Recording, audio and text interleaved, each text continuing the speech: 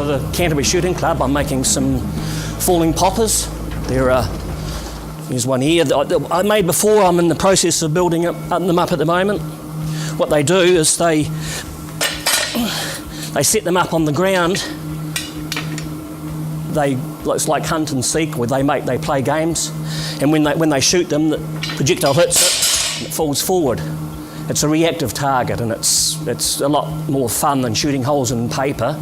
It's you can go around and play games and sort them out. The reason that they have them falling forward is because a lot of times with handguns you take several shots at things, and if it was falling backwards, then the second projectile as it's falling backwards could hit the edge and skip off, and so for safety reasons it comes towards you, it's out of the way, and it's job done.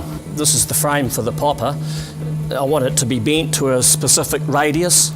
I've just built up a frame which is in a die which is the radius I want.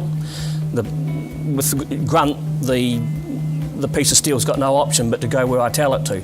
It's a certain width, it's a certain radius, you just push it through and that's where it goes. I've got a diving hunting friend, Greg, and he's been in the industry for many years as a boner, and he sees the cuts of meat that they have to do.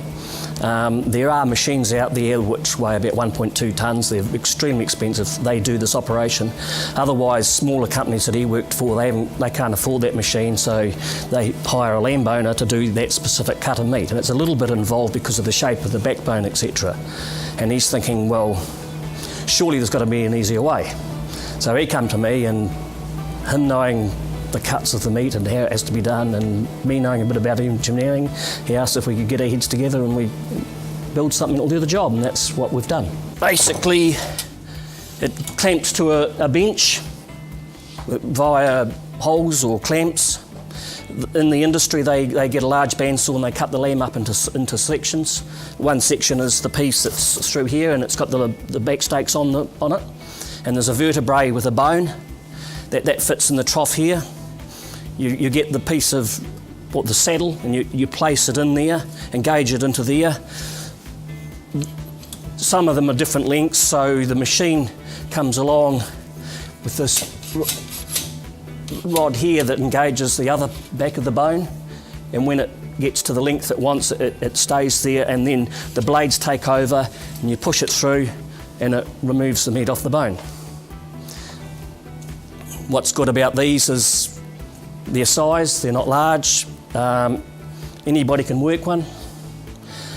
One thing in the industry that they believe they like is the cleaning of it. Comes apart quite easily.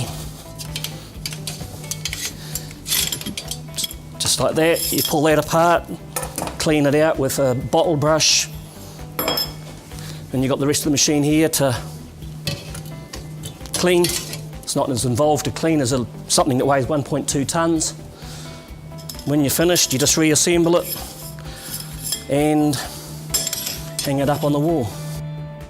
I haven't been thinking about conveyor trucks at all, and the guy that's come to me with the problem's been thinking about them for quite some time, so I've got to get in his head and convert his ideas and what he wants to achieve and use my knowledge of engineering to achieve what he wants. So that was a lot of time had to be spent talking about what he wanted. The machine was basically one-third built for you. It had the capacity of ladders that concertinaed out, which was great because that was already done. Now what we had to do is change its configuration. Instead of people walking up and down the ladders, it had to be rubber belts and conveyor systems. And another great problem was when it was all packed together and it was sitting there working, we had to achieve it so that it wouldn't reach a height over 4.25 metres, which is road rules in New Zealand. Otherwise you have to have special permits to put it on the road. So trying to achieve what he wanted and keep it into a package which was under height took a bit of thinking about. Engineering's, it's not a chore for me though, it's something I like doing, and doing it in my own little space is great.